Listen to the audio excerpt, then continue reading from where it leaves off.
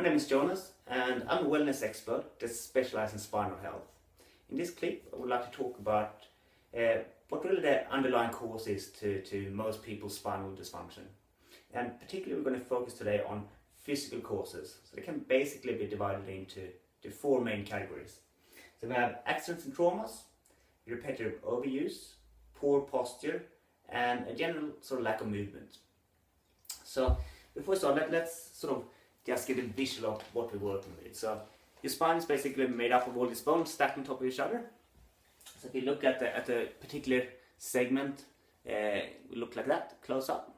So actually drawn an image of that on the whiteboard here. We're going to use that to talk through these four main physical stresses that can cause spinal dysfunction. So the first one is accidents and traumas. So why would an accident or trauma cause a segment to go out of alignment like that? Essentially the thing that determines where your bones are in space is your muscles. Like if I contract my biceps, my elbow bends, and my triceps, it extends out again. But muscles don't sort of contract inwardly by themselves. They only contract when they're told to contract by the nervous system. So essentially it's the nervous system that controls where your bones are in space. So if you had a trauma, say that you damage this part of this joint surface as these two bones joins together, the body is incredibly clever. So as it receives messages up to the brain that we have damage here, it needs to heal, the body is clever and contracts the muscles on the opposite side. So nerves tells the muscles to contract, and as it lifts off, it will take pressure off this side to get the chance to heal and won't sort of continuously be aggravated throughout the healing process. So that's a good thing, that's the way it's supposed to work. The problem comes when you often have some other sort of lifestyle stresses on top, like you might have loss of tension, you're a bit stressed, you might sit down more than you should, because this system is designed to work perfectly when you live the sort of lifestyle that we're designed to live, which means moving out in the bush, up and down hills, and even though you're a bit cramped up on one side, you're still moving. But when you don't move, you have as a part of the healing process, you have inflammation. And inflammation means that you're going to lay down scar tissue. And if segments is like this, while you're laying down scar tissue, the scar tissue is going to lay down short and fibrotic on that side, and be sort of longer on the opposite side. And that's what sort of locks it into that position and prevents your body to bring it back to movement. And if joint isn't moving, any joint in your body isn't moving for a long period of time, it starts to degenerate and decrease in health. And that's what can really give you problems with your spine longer term. So the quicker you get up onto getting these segments moving and functioning well again, the less you're going down that pathway of spinal degeneration. The next thing that can cause this is repetitive overuse. So that basically leads to repetitive microtraumas. It's not really any different from the mechanics of acute trauma. So say that you have someone stand by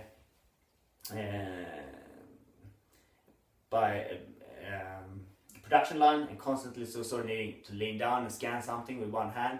They're constantly loading one side of the spine, and each time you sort of wear that joint surface a little bit, and if that's just too repetitive, you can't keep up with healing that wearing down in the same rate as you sort of re-causing it. And as that inflammation and damage builds up, basically the process will be the same as in a more acute trauma. The next one is poor postures. So say, I don't know if you can see here, but here's a baby sitting in car seat or falling asleep with the neck forward like that. So that means that this baby is really stretching the muscles and the ligaments on one side of the joint, while the other side is sort of shortened. And if this is repetitive enough, your body's slowly going to start to mold to that position. So say that you sleep on your side and you have quite a thin pillow and wide shoulders, your neck is sort of cranked down like that. If you always sleep on the same side, eventually the ligaments and muscles are going to get more longer on one side and shorter on the other side, and that sort of can hold it out of alignment. The last one is lack of movement, and we sort of already touched on that if you don't move a joint, it's starting to shrivel up and tighten up. And if you add some trauma on top of that, or very repetitive posture,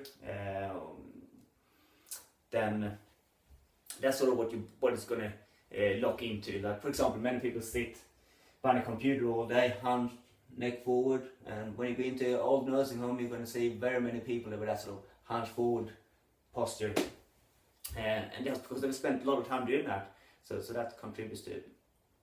So yeah, once again, the 4 causes, physical causes is trauma, repetitive overuse, poor posture, and lack of movement. So try to avoid those, and if you have segments that are already locked up, find yourself a spinal specialist like myself that can help you to remobilize that and get it back to health before it's too late.